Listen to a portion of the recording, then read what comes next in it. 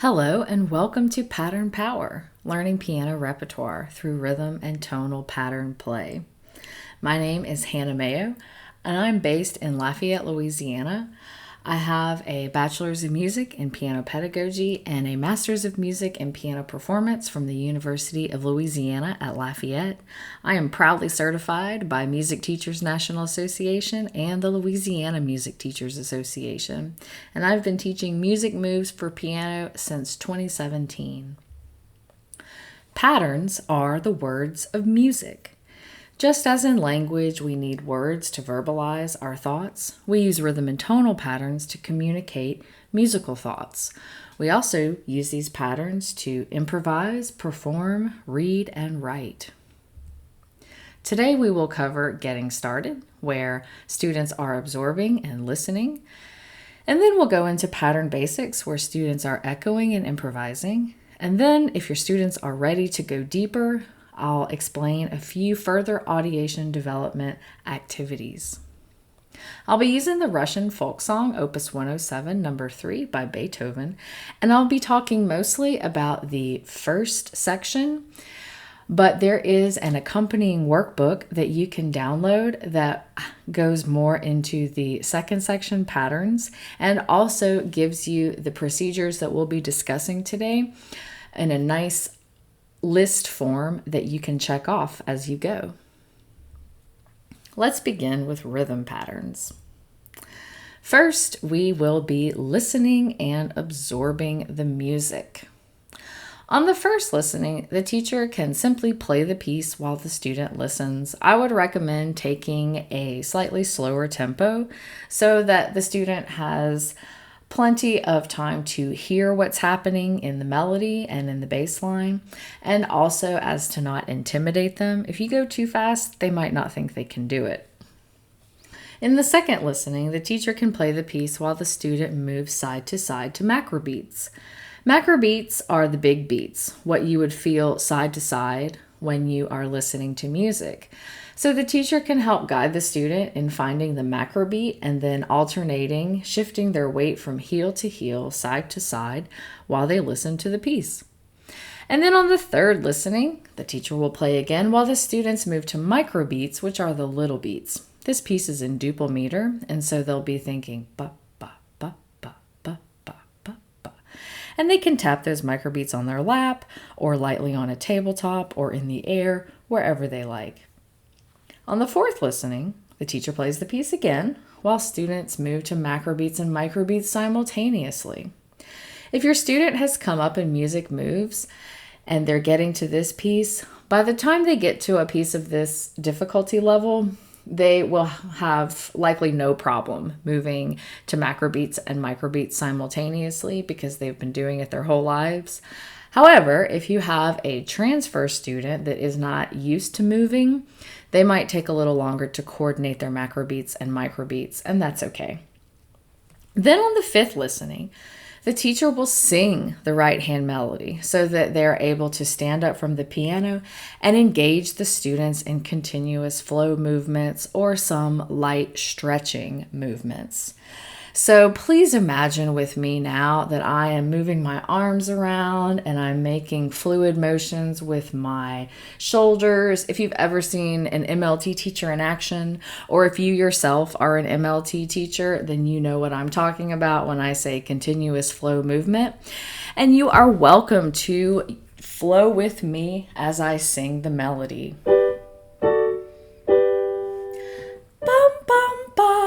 Here we go.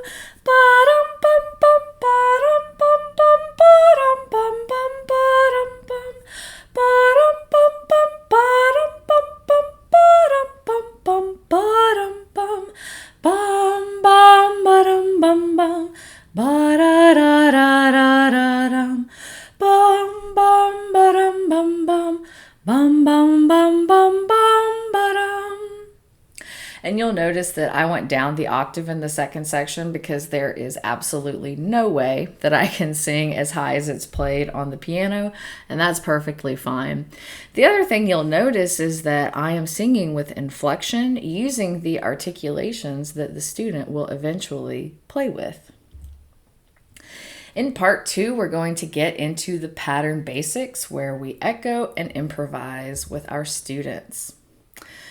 First, we want to echo patterns, and not just the patterns from the piece, but you should include a variety of patterns with the same rhythm function as those that are in the piece. And you can check in with the Music Moves Pattern CD book for more examples about what patterns to include. And then you can identify patterns. So I will take a small melody fragment, and then follow that with do day, do day, do day, do day, so that the student starts to understand how the rhythm syllables are assigned to the melody. And then lastly, we will use the patterns to improvise. With one pattern at a time, the student should chant, perform, and create with the rhythm pattern. I'm going to use the second rhythm pattern now to accomplish this, the one that you see at the top of this slide. Do day, do day, do day, do. And that's the part that goes with ba-dum bum bum ba-dum bum. And also ba-dum bum bum ba-dum bum. The two phrase endings. So after the student chants do day, do day, do day, do, they can perform on one piano key. I'll usually choose the resting tone of whatever piece we're playing. In this case, it's G-Do. So do day, here it is. Or they could use other notes from the tonic triad. And then after they perform, they can create with that rhythm pattern. I usually have students do a random key improv first. And then if they want to try something more organized, they can do that next. Perhaps something like this.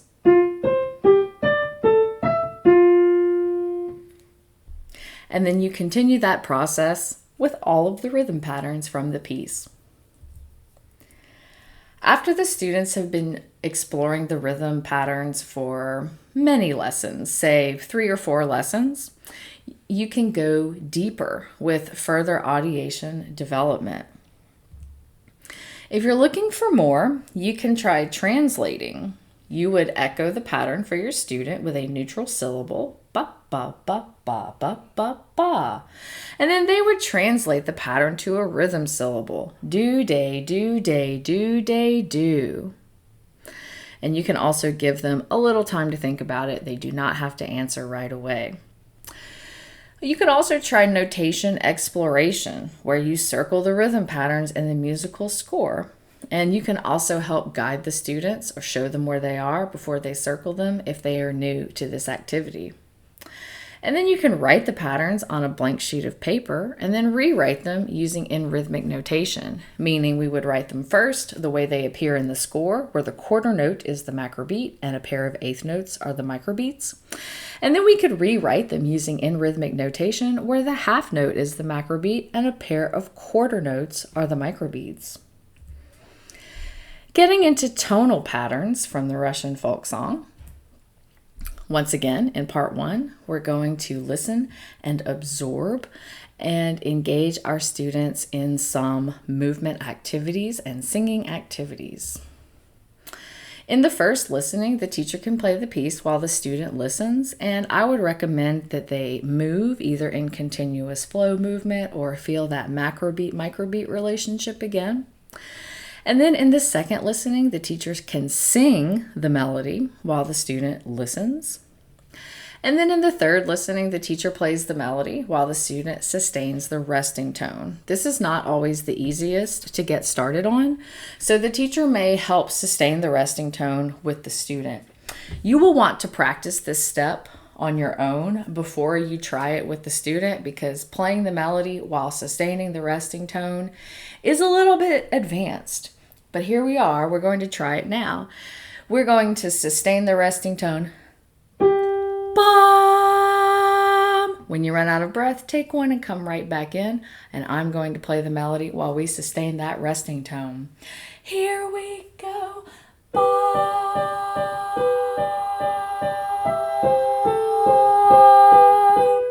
Bum.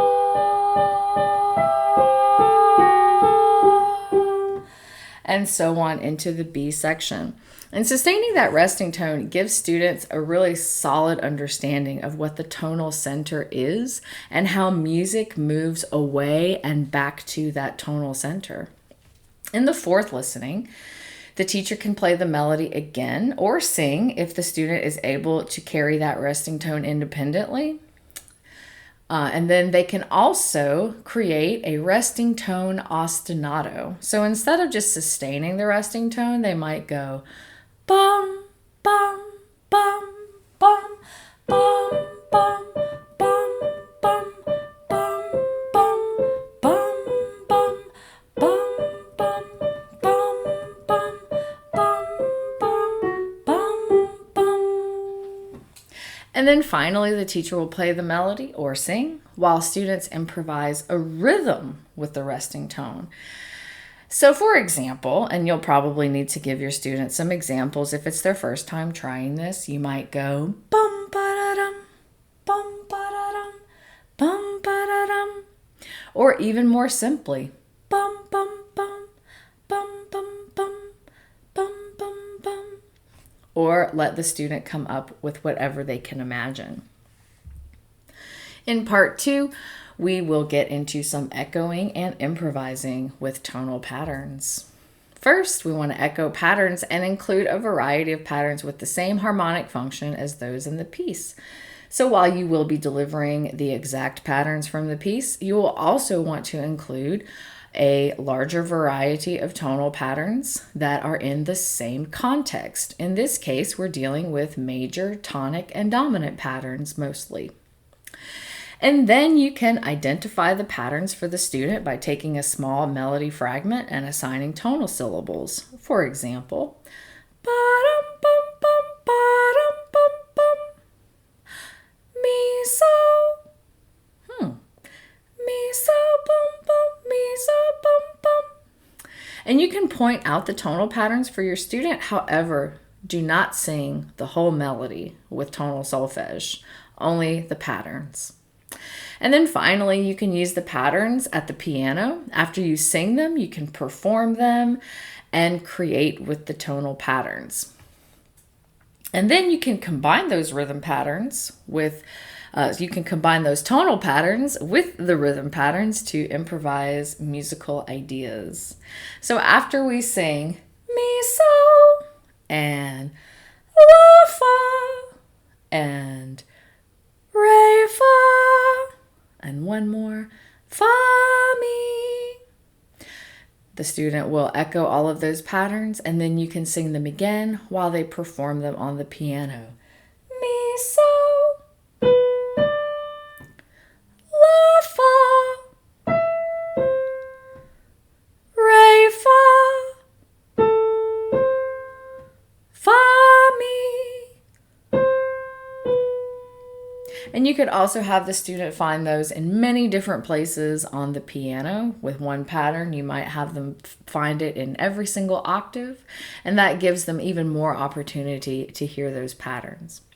And then if I wanted to combine one of my tonal patterns with one of my rhythm patterns, it might go something like this. I'm going to take re ti, and I'm also going to take that rhythm pattern do de do de do de do, and I'm going to make a musical idea combining those two patterns.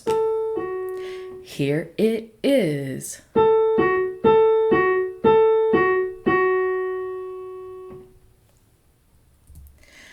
After you have explored your patterns through echoing and improvisation, and you're ready to go deeper, you can get into some further audition development activities, starting with focused listening. The teacher can ask the student to listen for a specific pattern, and the student can count how many times they hear it. So we'll take the first pattern, mi so. I'll sing the first phrase, and the student will count. And if it's their first time trying this, or if they're not very strong in this particular skill just yet, you can show them with your fingers counting how many you're singing. So let's try it now. Ba-dum bum bum, ba-dum bum bum, ba-dum bum bum, ba-dum bum, ba-dum bum bum, ba-dum bum bum, and we counted 4. You could also try labeling the harmonic function of each pattern. In this case, most of our patterns are major tonic or major dominant. And if I sang mi so, the student would sing major tonic. But if I sang re ti, the student would sing major dominant. You could also try notation exploration, where you circle the tonal patterns in the musical score. If the student is still new to this, you can help guide them or show them. Your next steps after you've explored and improvised with all of the patterns is to try the melody with the middle finger only. You can guide the student in learning the melody, and the middle finger is great for focusing on melody accuracy without having to think about what fingers to use.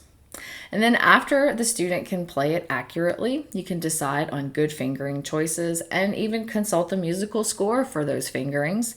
And this is yet another way to explore notation. And then you would repeat this whole process again with the left hand bass line. Bum, bum, bum, bum, bum, bum, bum, bum, bum, bum, bum, bum, bum, bum, bum. Once each part is secure vocally and on the piano, you can sing one part while playing the other. This is a very advanced step, but it is so great for a deeper and more meaningful audiation. I hope that you learned something today, something that you can take to your own piano studio, and I also hope that you will stay in touch with our fabulous music teaching community. If you haven't already, please join the Keys to Music Learning Facebook group, where we talk all things audiation-based piano instruction and music moves for piano. And we hope that you will post your follow-up questions and your pattern success stories in the Keys to Music Learning Facebook group as well. Don't forget about the workbook that accompanies this webinar. Thank you very much. I hope that in your journey, your piano teacher journey, that you find pattern development as powerful as I have. My students have seen great success because of their pattern vocabulary development, and I look forward to hearing about all of the wonderful things happening in your piano studio as well.